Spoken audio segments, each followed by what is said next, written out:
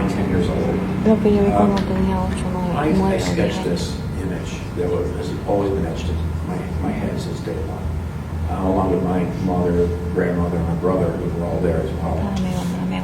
And there is a depiction, there's something in the museum here that's very similar to what we saw.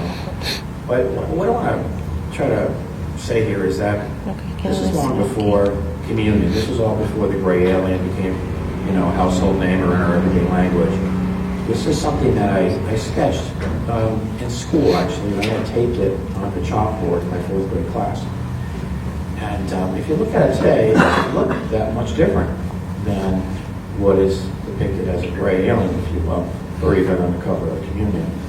And so I always found that kind of interesting. So when Whitney came out with that book, I was pretty drawn to it. I was like, oh my God, one of those things. And to give you an idea of what I remember seeing, I was a child too, so I might have been more scared than I needed to be. Who knows? But the legs on it looked like bamboo with ring-colored, like wine-colored rings on it. The body looked like an elephant skin, if you will, and the head was about the size of a football with large eyes on it. And it reminded me of an ant. I was a kid, it reminded me of an ant. And so I, looking at, whatever in school, your history, whatever, science, right? And you run across the red fire ant with a translucent reddish head, and it just said, chills down my back. I mean, that was what, triggered me, And I lived in Florida for like 30 years, and when I saw bamboo, it reminded me of the body and so on and so forth. So I actually had someone make a depiction of it, a digital depiction. And it's really close to what I saw. Now, the odd thing is that the image I drew as a child had 5 limbs. So either, whether it had 6 or, I don't remember. But it did remind me of an ant, and I'm guessing it had 6, limbs, not 4. But it was quite trying, it was difficult to make sense of that. And there really wasn't a lot of people you could talk to about us back in 1969, so it was difficult. But we had each other to communicate with and share our thoughts. But when it came down to how we were treated or how scared we were or the difficulty we went through, it was the on-world that was much more difficult than the off-world.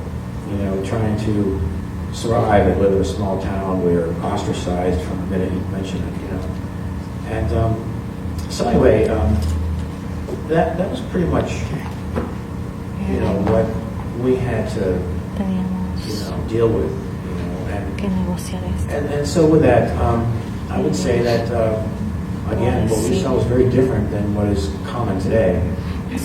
Yet, in some respects, not so much. And I imagine this too. So it was hard for me to make such a difference to live with. Once it's out, right? You don't jump in a swim pool with 1 foot, right? You're all in or you're not, right? We were all in, right? It was too late now.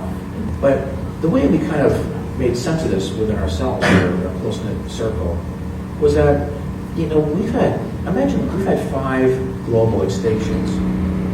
And yet today we have 9 million species. And if they were all from a pair, they all would have died off. They all would have been inbred, been unhealthy, and they wouldn't have survived. They would have had to been in the right element, right? Polar bears didn't migrate from Africa, right? They never would have made it. So everything had to be very well planned. And to have 9 million healthy species, there would have been at least 6 males, 6 females of everything we have here today. So if we're all part of a bigger picture, why is it so hard to say, look, we did see something different? There's plenty of life out there. We're all part of a bigger picture. There's a lot going on we will never understand in our time. But we are part of it. We're all part of it, or we wouldn't be in this room today. And so I say that Earth is our galaxy's ark. The life was brought here to be preserved. Your encounter occurred in what you think was a government facility in a large building the size of a shopping mall, but not accessible to the average Joe there. That's right. So my family and I remember being in a large, what reminded me of an airplane hangar.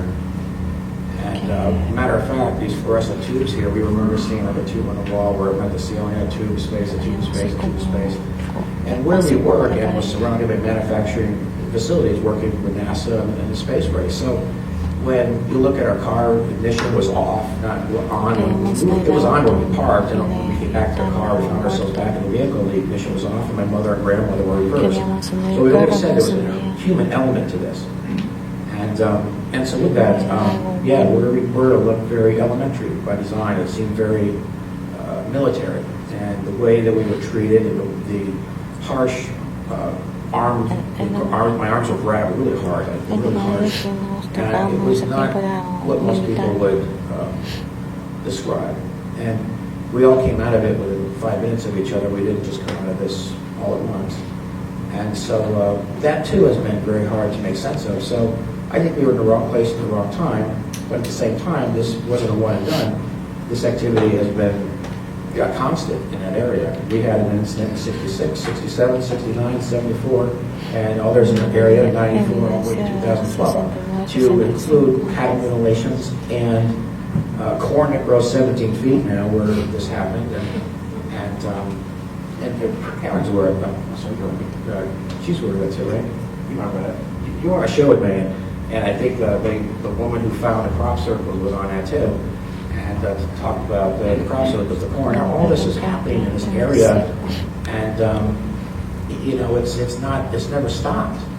It's like Skinwalker in Massachusetts. And I think we have some friends here from Massachusetts too. I think I've been to the park and I've seen some of that themselves. So anyway, anything more? Oh, very good. Yeah. So I believe we have Travis, who was gone for 5 days, and probably on orbit or even further out there. Then we've got Tom, who that incident lasted an hour, 2 hours? 3. Or 3 hours or so, but on Earth, probably not off the ground. Correct. And then that leads us to Betty and Barney Hill with a hovering craft. Do you think